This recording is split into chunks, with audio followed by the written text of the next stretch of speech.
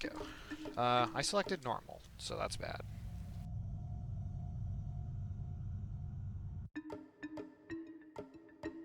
We run on easy because that's just the difficulty that involves the least amount of running and frustration.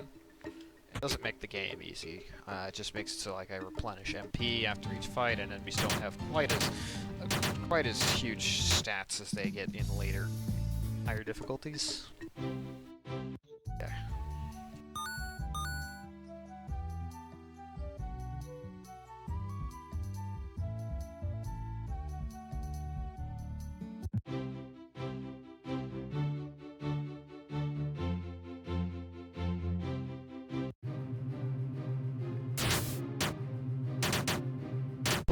I love the lizard men.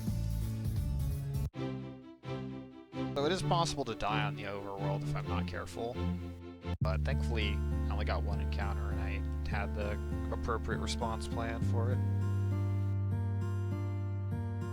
Sort of the story behind this game is the world underwent like a sort of nuclear apocalypse, and we're just kind of trying to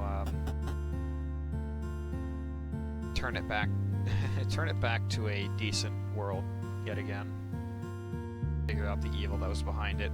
Which is why basically every character in this game is some form of undead. Like, Dem is a zombie, or a skeleton. We get a zombie later, we get a vampire, and Sarah is a ghost.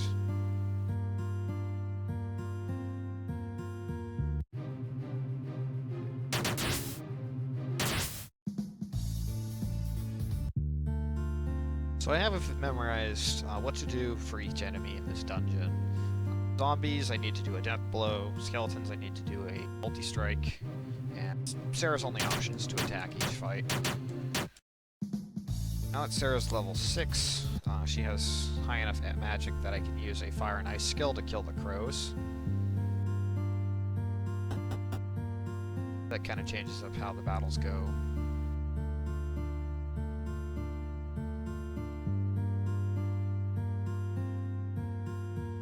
Yo, we made it.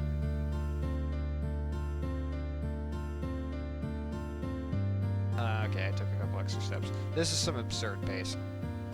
What happened to the encounters? I was kind of scared there. Let's just...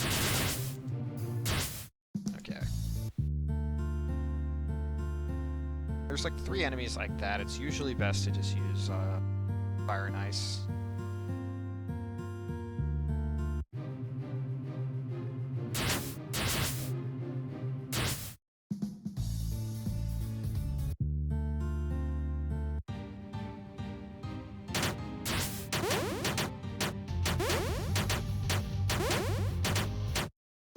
Yo, we golded. That was some absurd pace right there, like holy moly.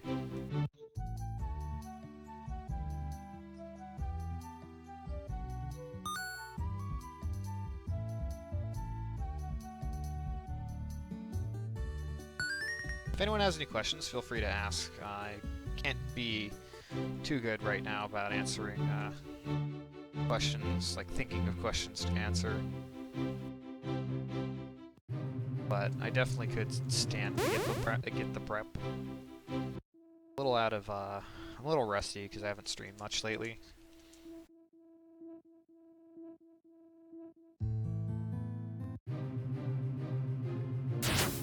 Oops, I accidentally did fire and ice again. One of the really cool things I think about this game is the developers made moving, like, you know, shifting the way you're moving, really nice. Like, you don't bonk into things in this game.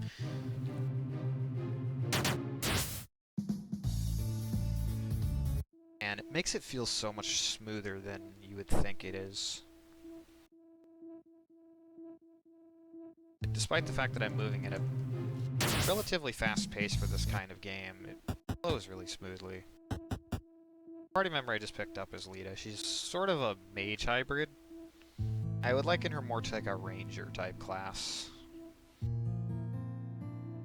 She also has, oh god, this is kind of not the kind of enemy I want to end up with. Oven. This is not good. Dem has used a little bit more MP. I'm gonna use escape there. Ghost cars is bad news because those take a lot of MP to kill.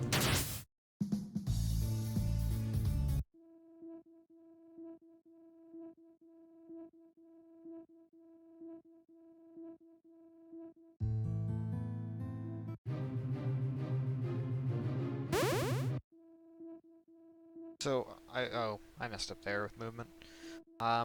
I can use escape as long as it's before that first save point. Afterwards, I want to conserve MP as much as possible.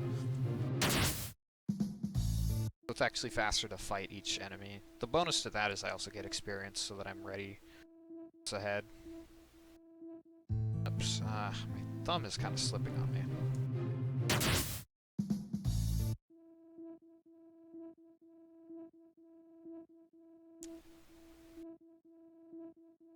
Yeah, one of the neat features about this game is that every character in this game has unite attacks, where they can use their turn as well as an ally's turn to do some sort of special action.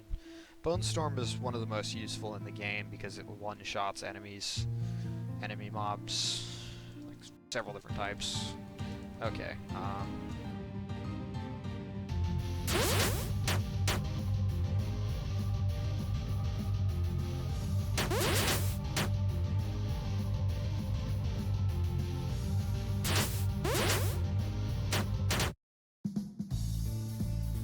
Oh no, that's bad.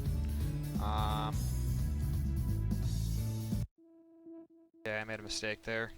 I don't know what I lost out on too, which is kind of scary, but we'll continue the run. Dem was supposed to get A at level 12.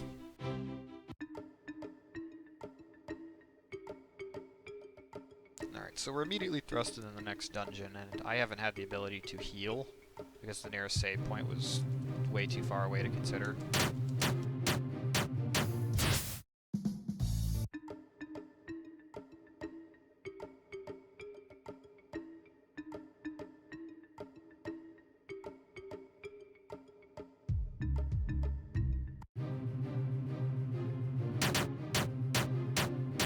Hey, bats are annoying. They're kind of fast. Okay. I think this dungeon is just called Waterway. The dungeons in this game are really simple. They didn't put like a ton of thought in trying to think of everything. It's either either every dungeon is just exactly what it says on the tin, or it's some sort of reference or gag.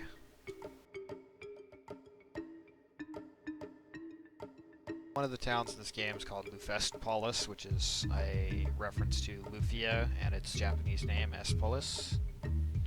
And another town is called the town of Motherbound, which... yeah, Earthbound.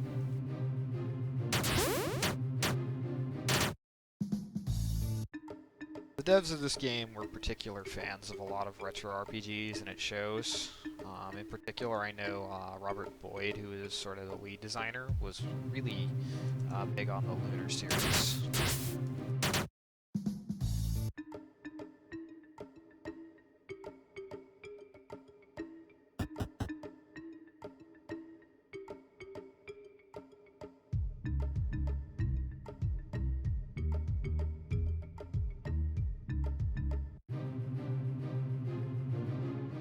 Not a good encounter, so I'm going to run away from it.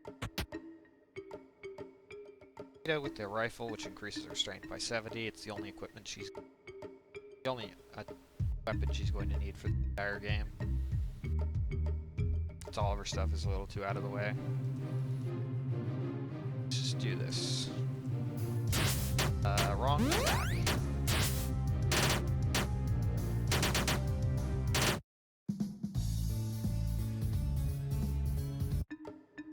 I'm gonna run away from every encounter. There isn't gonna be many because we're close to the end.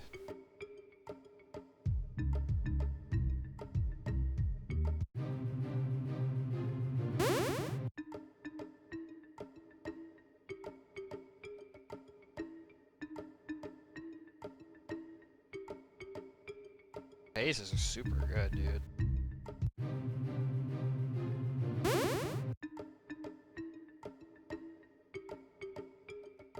I didn't even need to do that encounter, too. That was a slow-ass encounter. Okay.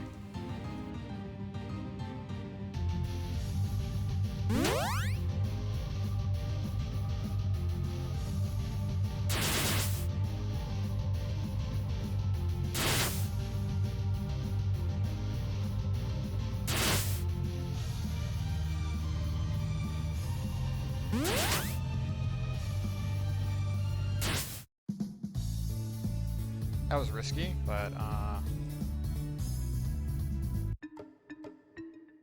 made it through and golded somehow. Could have used another battle cry. Oh, we might actually get the one encounter,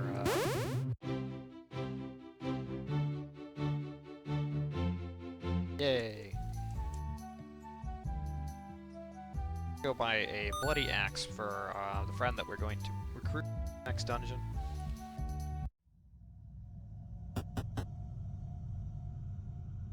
Here's Eric. He was the prince of this kingdom, and he was waiting in the prison for a pretty girl to come in, which he immediately crushes on Lita. It becomes their running gag for the rest of the game. And now we have our rounded out party member, Bone Slash, Snowstorm.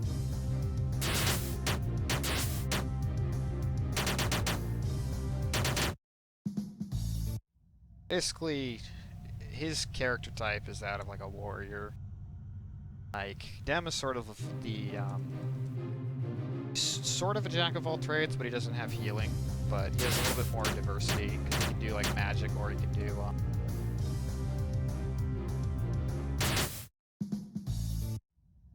do, physical. Eric is purely physical.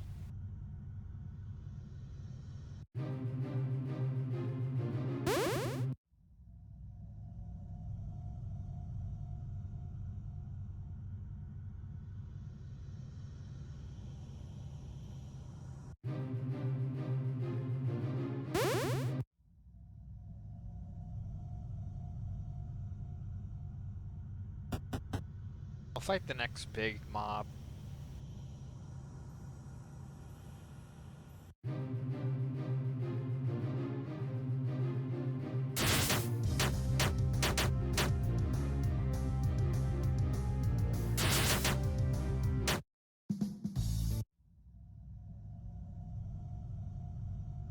So big 2 bone storms and 2. A lot of storms in this game.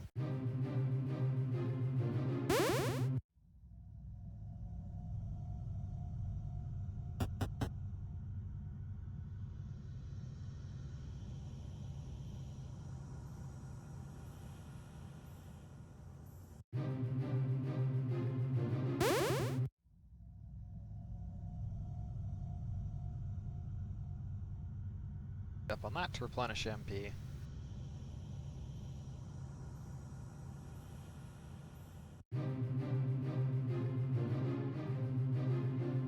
This mob isn't worth it. Just trying to escape.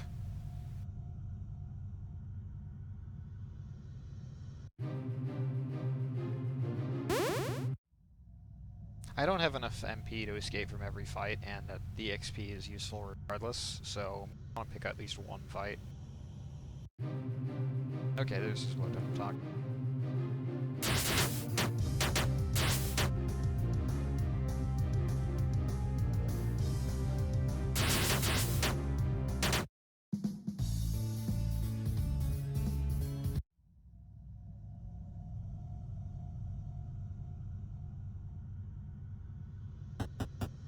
Skeleton Knights are actually probably, I think, the most resilient of the bunch, which is surprising. I used to think they were they look like the weakest.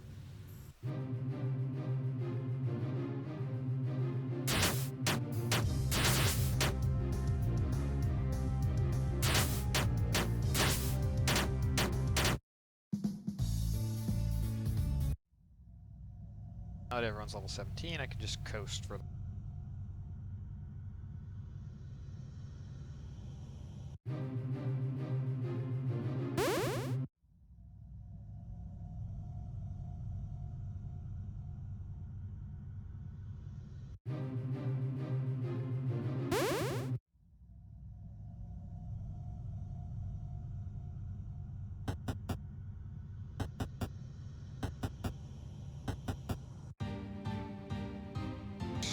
Battle Cry, Relic, and then Smash the Knight. Okay, Battle Cry again, Freeze Blast, Shot, and Smash the Knight. Low, Freeze Blast, Sniper Shot. Low, Freeze Blast, Sniper Shot, and Smash. Hey, nice.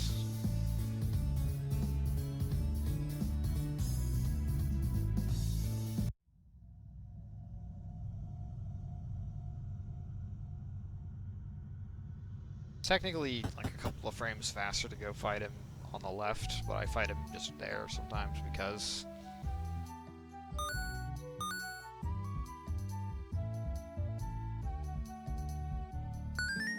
I might have just accidentally saved over a file I didn't want to. That sucks.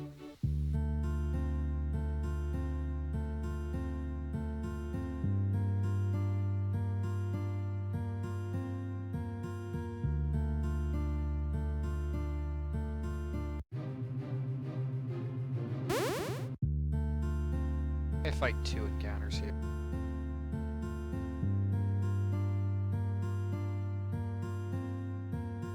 I've fallen for that trap on the bottom there too many times.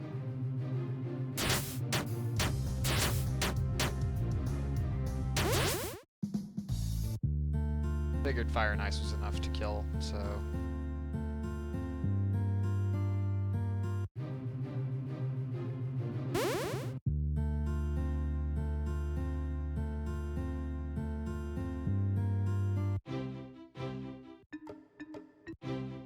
God, I cannot seem to remember what to do on the Switch.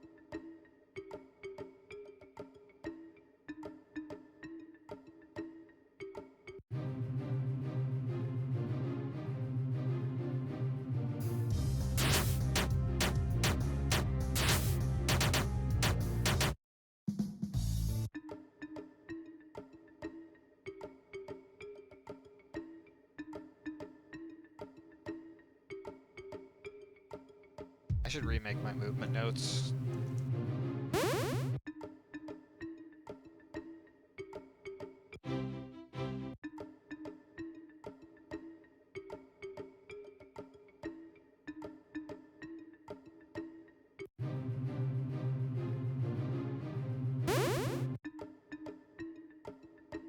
So the last thing I want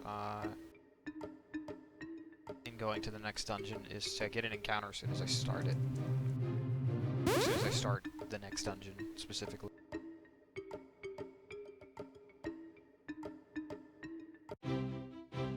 Okay, we made it through, and now I need to look out for any blue cars in battle, because those are the worst enemy in the video game.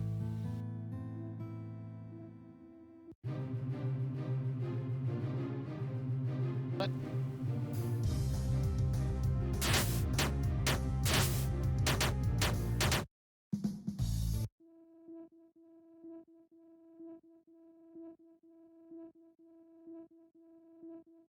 oh, I need to go this way. What am I?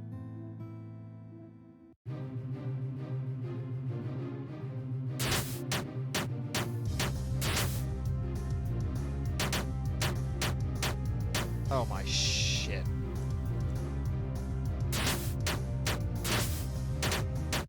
That was so bad. Oh.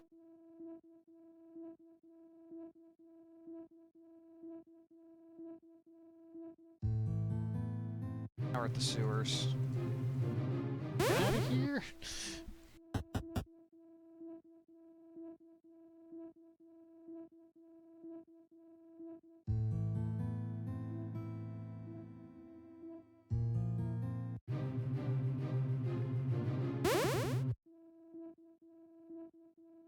I think that it's cool to have a game where the main tech isn't exactly flashy, but still skill involving. It does genuinely use skill to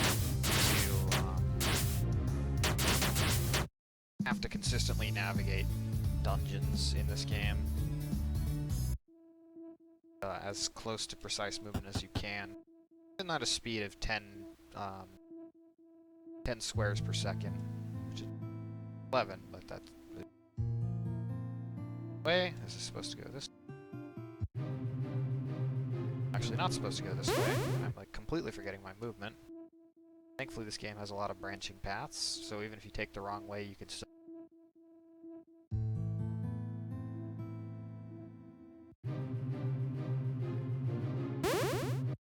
Okay, we're pretty much good here. I want to get into at least one encounter here because Sarah's only level 19. I know Sarah is level 20. That's fine. Okay. At level 20, she gets Mech Killer, which is stupidly useful against the next boss.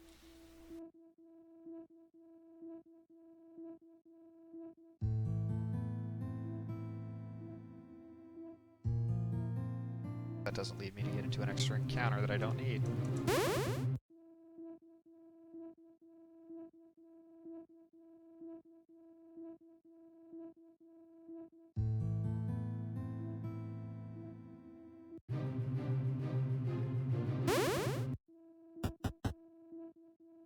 Shouldn't get any more before I get to the boss, so...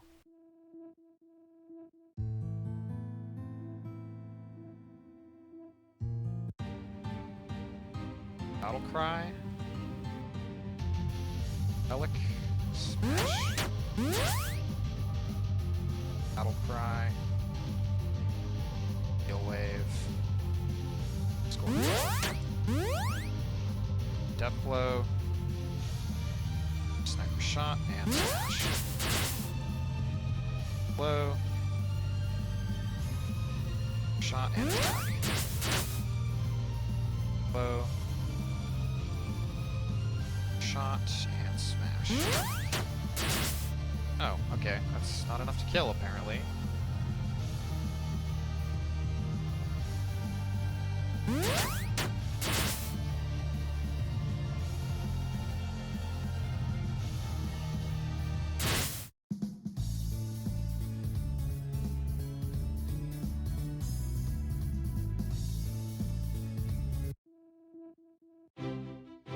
Okay, on to the final dungeon. I like how it's supposed to be like a cave, but it's just one quick path. I guess the developers didn't want to program anything more for that, and they just figured it'd be kind of funny to have a really anticlimactic cavern to transition into the endgame.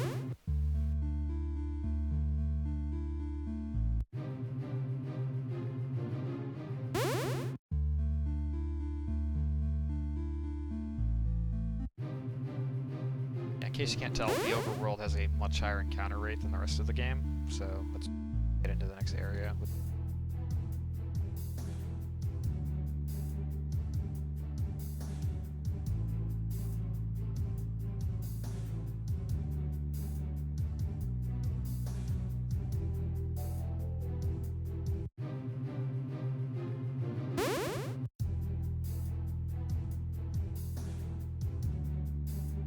Really glad I sunk in the reroute work for this game.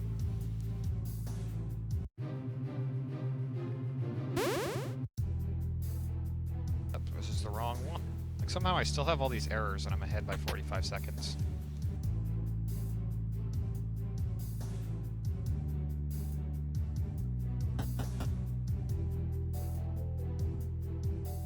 IQ glasses just for bulk. West, northwest, north. Oops, this is dun dun dun dun dun dun dun dun dun dun dun.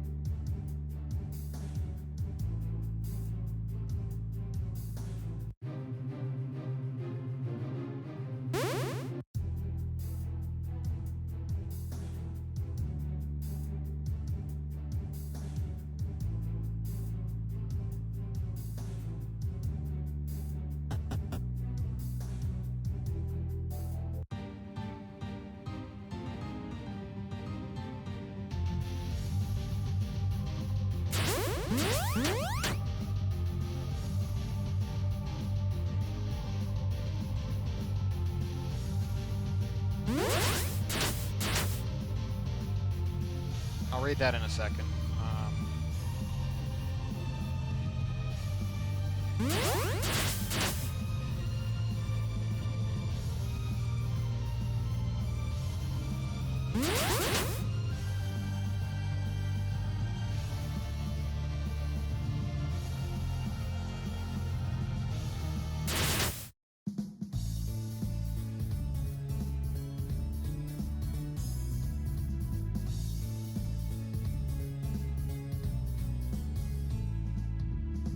Yo, thanks for the good luck, Ozzy. Hey, Hey, East. I'm gonna focus here. East.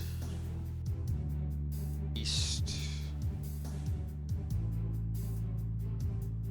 East. Yeah. Next fork, I turn south.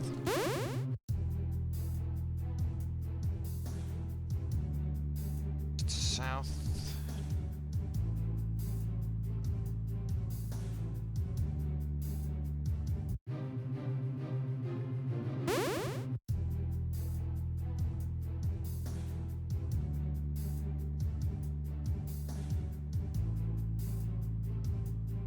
West. East, north, north.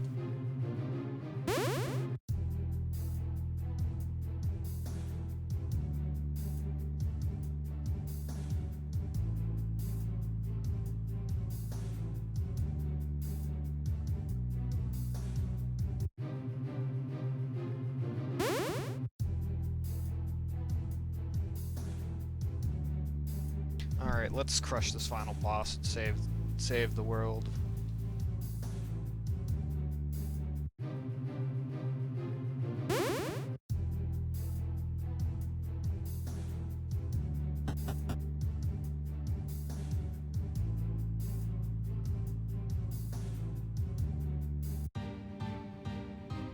Battle cry. Relic. Generate. Battle cry again. Heal Lita. Smoke blow. Death blow. Freeze blast. Shot. And blow. Freeze blast. Sniper shot and smash. Blow. Blast. Sniper shot and smash. Blow. Heal wave. Sniper shot and smash.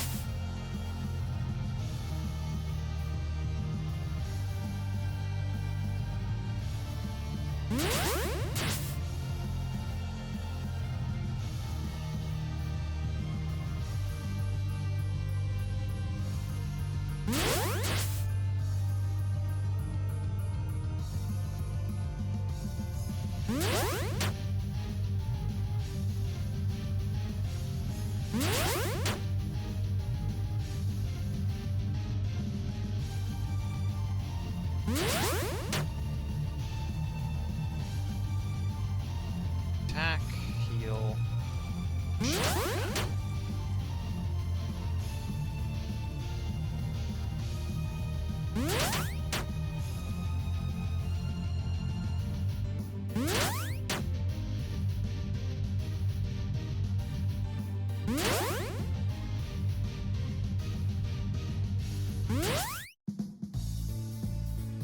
What the fuck was that?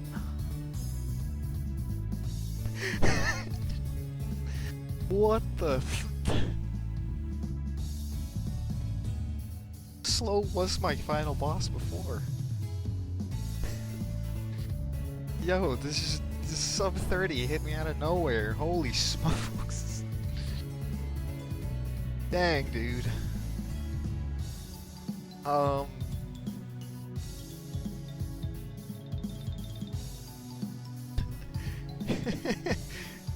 man, that's a surprise. All right, I'm getting the screen cap on this baby.